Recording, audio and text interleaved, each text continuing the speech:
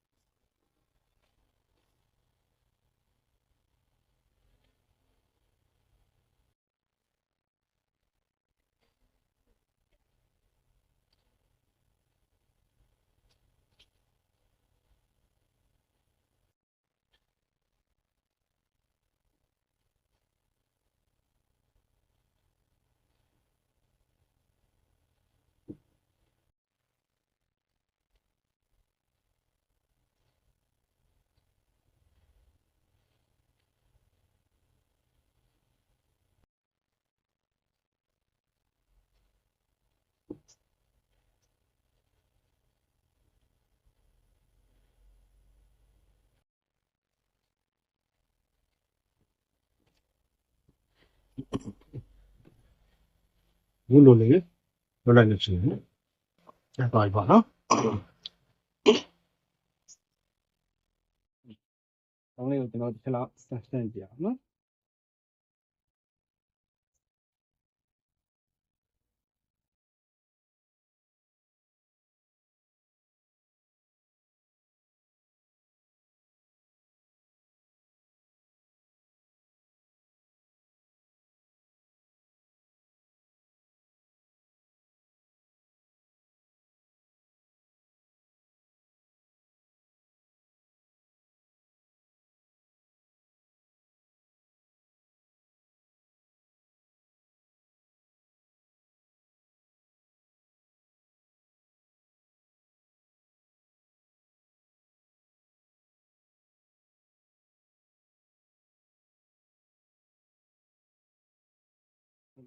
ဘူးဆိုရင်ပြန်လဲအသုံးပြုလို့အဆင်ပြေသွားပါပြီနော်ဟုတ်အားလုံးကျေးဇူးတင်ပါတယ်